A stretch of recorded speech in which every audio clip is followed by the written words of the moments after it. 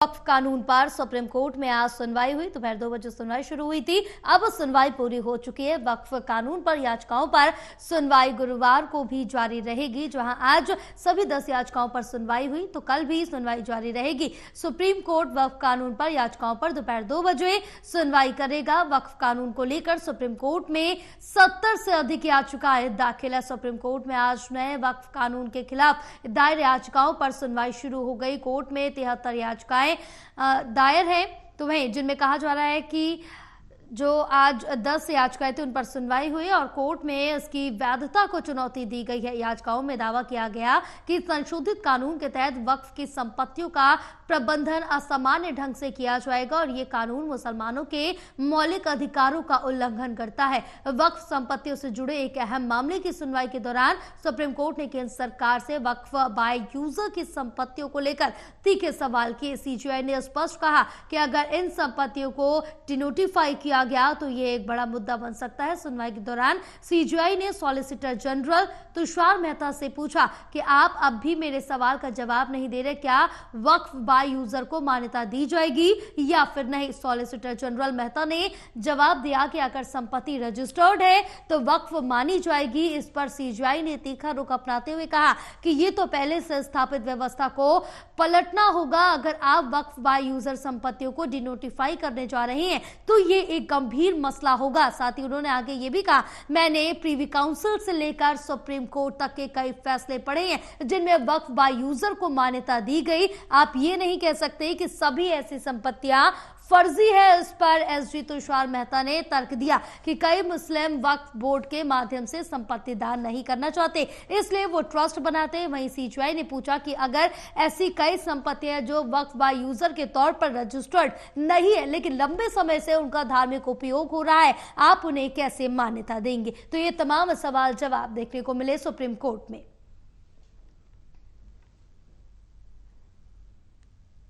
आज जो वक्फ amendment act को चैलेंज करने वाली जितनी याचिकाएं थी सबों की सुनवाई माननीय सर्वोच्च न्यायालय के मुख्य न्यायाधीश के अदालत में हुआ। आज दोनों पक्ष को सुना गया, लेकिन जो आगे की सुनवाई है वो कल 2 बजे के लिए एडजर्न किया गया है और अभी सुनवाई पूरे केस में जारी है। जो मुस्लिम पक्ष के जो वकीलों का कहना था कि सेक्शन 3 में, सेक्शन 9 में, सेक्शन 14 में, सेक्शन 36 में और सेक्शन 83 में जो अमेंडमेंट्स हुए हैं वो अमेंडमेंट्स उनके फंडामेंटल राइट का हनन करता है। ये मुस्लिम पक्ष का दलील था कानून के हिसाब से। दूसरा उनका कहना है कि जो उनका फंडामेंटल राइट है आर्टिकल 25-26 में, यह जो संशोधित कानून है ये उसका हनन करता है। लेकिन भारत सरकार के तरफ से सॉलिसिटर जनरल और हम लोग जो समर्थक इस संशोधन के हैं, हम लोग के तरफ से जो सीनियर एडवोकेट्स और हम लोगों ने भी अपनी बात रखी कि जो अमेंडमेंट है वो बिल्कुल संविधान सम्मत है और उसमें के अमेंडमेंट को जब आप देखेंगे, चाहे वो सेक्शन 3 का अमेंडमेंट हो, सेक्शन 9 का अमेंडमेंट हो, सेक्शन 14 का अमेंडमेंट हो, सेक्शन 36 का अमेंडमेंट हो 83 में, तो कोई भी फंडामेंटल राइट का हनन नहीं हो रहा है। माननीय बेंच भी अपने ऑब्जर्वेशन में कहा कि हाँ, जो बहुत सारे अमेंडमेंट्स हैं वह ऐसा प्रतीत होता है कि संविधान के अनुसार है, लेकिन उनका जो यूजर का जो डेफिनेशन है उस पर कोर्ट कुछ क्लैरिफिकेशन चाह रही थी। साथ ही साथ कोर्ट का कहना था कि जो काउंसिल के कॉन्स्टिट्यूशन में जो मेंबर्स हैं उसमें हिंदू मेंबर्स को लेकर के कोर्ट क्लैरिफिकेशन चाह रही है। इन 2 मुद्दों पर कल सॉलिसिटर जनरल साहब से और जो हिंदू पक्ष के जो तमाम हम वकील हैं हम लोगों से उस पर असिस्टेंस मांगा है, क्लैरिफिकेशन मांगा है। अब कल जो है सारे मुद्दे की सुनवाई 2 बजे होगी।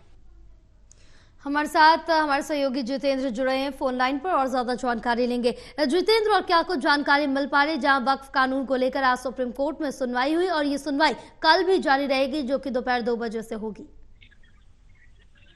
बिल्कुल जया, देखिए वक्फ बोर्ड को लेकर आज 70 याचिका जो है वो अब तक दायर की जा चुकी है हाई कोर्ट के अंदर, और उसकी सुनवाई जो है वो आज 2 बजे से शुरू हुई थी और 1-1.5 घंटे तक सुनवाई चली, जिसके बाद जज ने दोनों पक्षों की जो बातें हैं, दोनों पक्षों की बातें सुनी, और उसके बाद अब अगली जो सुनवाई होगी वो कल दोपहर 2 बजे के बाद से फिर दोबारा से शुरू होगी। और अगर मैं बात करूं सुप्रीम कोर्ट की, तो 70 से अधिक याचिकाएं जो हैं वो अब तक दाखिल की जा चुकी हैं। हालांकि वक्फ बोर्ड जो है वो पास हो चुका है, और ऐसे में अब कुछ लोग ऐसे हैं, विपक्षी पार्टियां ऐसी हैं जो इस कानून का विरोध कर रही हैं। जैसा कि हमने बाइट में, वकील की बाइट में भी सुना कि कुछ वक्फ की जो जमीन है उनके पास डॉक्यूमेंट तक नहीं है, और ऐसे जिन लोगों के पास डॉक्यूमेंट नहीं होंगे प्रॉपर्टी के, उनकी प्रॉपर्टी को सीज भी किया जाएगा और वो गवर्नमेंट के हवाले की जाएंगी। लेकिन ऐसे में जब कांग्रेस की सरकार थी, विपक्षी पार्टियों ने सीधा सीधा आरोप लगाया था कि वक्फ के पास जमीन काफी ज्यादा है, और ऐसे में उनके पास इस चीज की जांच की जाएगी कि आखिरकार जो ये जमीन इनके पास में है वक्फ की, उसके कागजात आखिरकार किसके नाम है। तो अब आने वाले समय में जो है वो वक्फ बोर्ड के जो जमीनें हैं उनके लिए कार्रवाई जो है वो लगातार और भी बड़े लेवल पर की जाएगी। लेकिन उससे पहले अब 70 याचिकाएं जो हैं, जैसे कि मैंने कहा 70 याचिकाएं सुप्रीम कोर्ट में अब तक दाखिल की जा चुकी हैं, और दोनों ही पक्ष की बात सुनने के बाद अगली सुनवाई अब कल 2 बजे से शुरू होगी। जी बिल्कुल जितेंद्र, तमाम जानकारी साझा करने के लिए बहुत शुक्रिया आपका।